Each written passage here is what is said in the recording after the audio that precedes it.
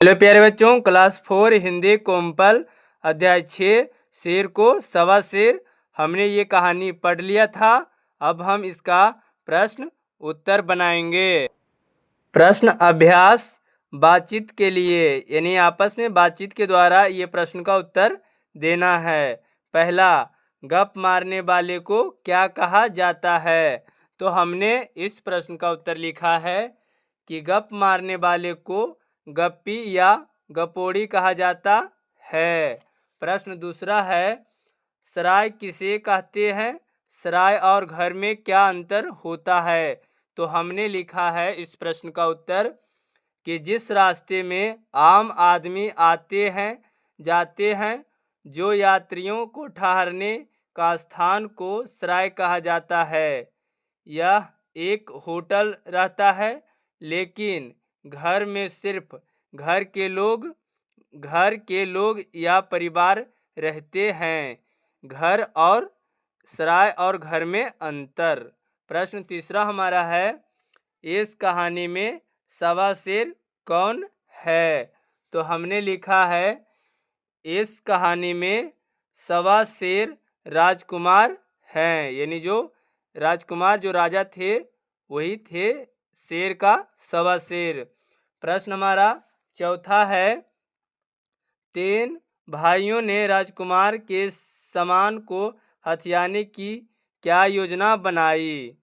तो हमने इस प्रश्न का उत्तर लिखा है कि तीनों भाइयों ने राजकुमार के सामान हथियाने के लिए गप मारने की योजना बनाई, यानी तीनों भाई ने राजकुमार को क्या कहा? गप मारने की योजना बनाई थी। प्रश्न हमारा पांचवा है, ताड़ का पेड़ कितना ऊंचा होता होगा?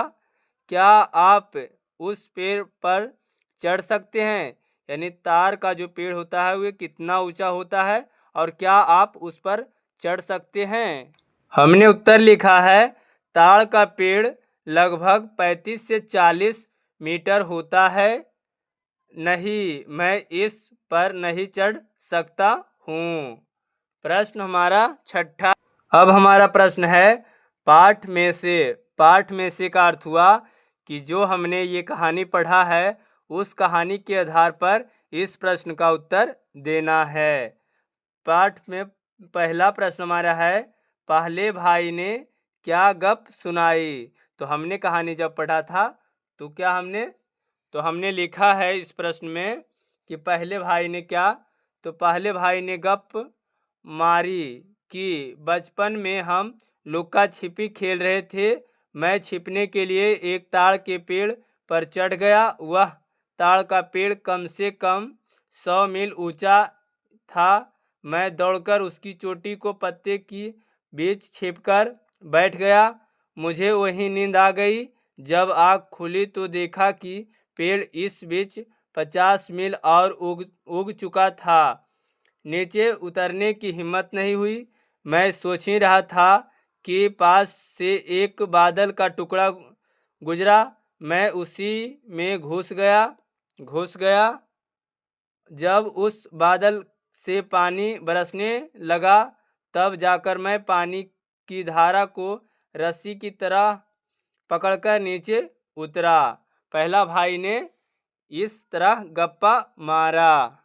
प्रश्न दूसरा है, दूसरे भाई ने हाथियों को कैसे मुक्त कराया? तो हमने कहानी जब पढ़ा था तो हमें पता है, हमने प्रश्न यानी दूसरे भाई ने हाथियों को पकड़कर अपनी जेब में भरकर भागकर हाथियों को मुक्त कराया। यानी दूसरे भाई ने हाथियों को जेब यानी पॉकेट में रखकर हाथियों को मुक्त कराया। प्रश्न तीसरा हमारा है, नदी का पानी गर्म क्यों होने लगा? यानी कि नदी का पानी गर्म क्यों होने लगा?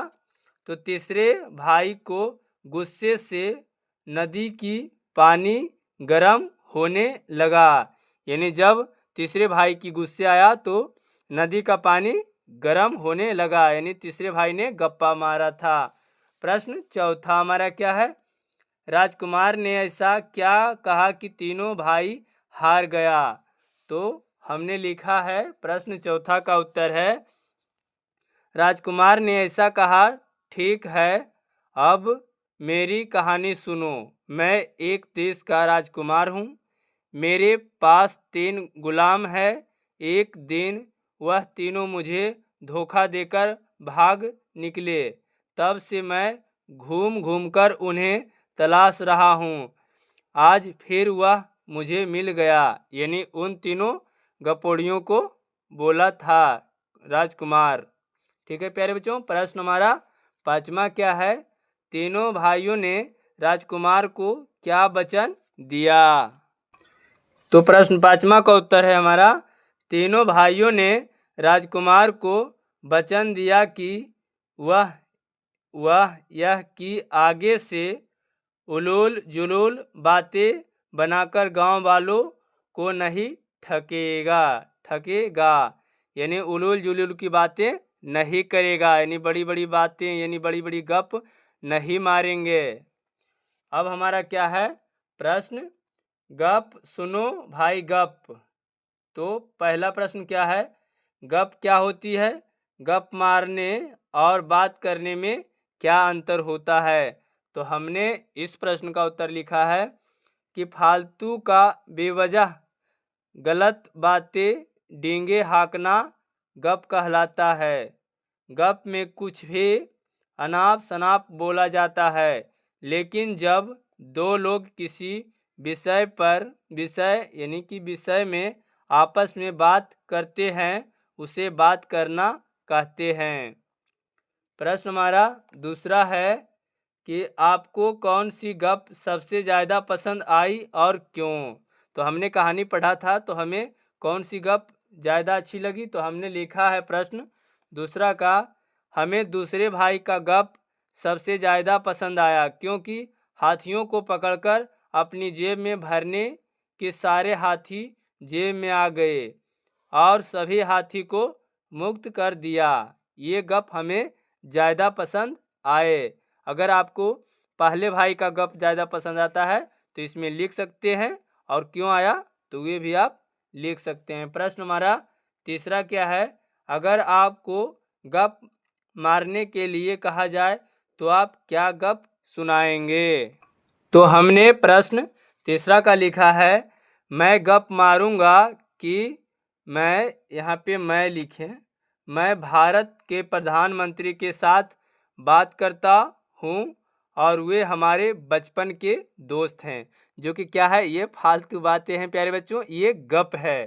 ठीक है, अब हमारा प्रश्न आगे क्या हमारा है, बताइए इनमें से कौन सी बात गप है, टिक लगाइए। तो क्या होगा, पहला, पेड़ पर मछलियाँ घोंसले में रहती थी, ये गप है। तो हम क्या टिक लगाएंगे कि हाँ ये गप है। कुत्ता ने गेंद को मुंह में दबा लिया, ये हो सकता है कि अगर कुत्ता गेंद को मुंह में दबा लिया होगा तो ये गप्पा नहीं है, तो ये हम कट कर देंगे। कछुआ तालाब में अंडे उबालता था, जो कि क्या है, गप है। तो हम क्या करेंगे, टिक मारेंगे, कभी भी कछुआ तालाब में अंडा नहीं उबालेगा। समुंदर में अंदर क्या है, समुंदर के अंदर रंग बिरंगे पौधे थे, ये गप है। तो हम टिक लगाएंगे। चूहा हाथी के सूंड से अंदर घुसा और पूंछ से बाहर निकला, ये भी क्या है, गप है। तो हम टिक लगा देंगे। चींटी ने हाथी को उठाकर पटक दिया, ये भी क्या है, गप है। तो हम टिक लगा देंगे। ठीक है प्यारे बच्चों, उसके बाद हमारा क्या प्रश्न है, प्रश्न अनुमान लगाइए। ये क्या है हमारा, अनुमान लगाइए। पहला प्रश्न है, राजकुमार ने कौन कौन से बहुमूल्य आभूषण पहने होंगे। यानी जो राजकुमार थे, राजा, वे कौन कौन सी आभूषण पहने होंगे। तो हमने लिखा है, क्या हमारा है, पहला कि राजकुमार ने अनेक प्रकार के बहुमूल्य आभूषण पहने होंगे, जैसे मुकुट, अंगूठी, माला, चैन, कान के बाली इत्यादि और भी चीज़ें पहने होंगे। दूसरा प्रश्न हमारा है, सराय के मालिक को पंच क्यों बनाया गया होगा। तो हमने इस प्रश्न का उत्तर लिखा है कि सराय का मालिक उसे इसलिए बनाया होगा क्योंकि उन्हें वे भला पुरुष लगा होगा, यानी भला यानी ईमानदार आदमी लगा होगा। प्रश्न हमारा तीसरा है कि तीनों भाइयों की गप सुनाने के बाद राजकुमार केवल मुस्कुराए। क्या उसे यह मालूम था कि तीनों भाई उसे ठग रहे हैं? तो हमने तीसरा प्रश्न का उत्तर लिखा है कि हाँ, राजकुमार को मालूम था, इसीलिए उसकी बातों सुनने के बाद राजकुमार केवल मुस्कुराया। यानी कि राजकुमार जो थे उन्हें ये मालूम थी। भाषा के रंग। पहला, गप मारने वाले को गपोड़ी कहा जाता है। बताइए इन्हें क्या कहा जाता है? पहला, जो बहुत बोलता है। तो हमने लिखा है इस प्रश्न का उत्तर कि जो बहुत बोलता है क्या है? बचाल, यानी कि बचाल होती है। जो बहुत कम बोलता है मितभाषी। जो मांस खाता है मांसाहारी। जो चित्र बनाता है चित्रकारी। जो सच बोलता है सत्यवादी। प्रश्न हमारा दूसरा है, बहुमूल शब्द इस तरह बना है। बहु जोड़ मूल बराबर क्या हो जाता है? बहुमूल। यानी कि ये बराबर नहीं है, रैकरिंग जैसा है। आप भी इसी तरह नए शब्द बनाइए।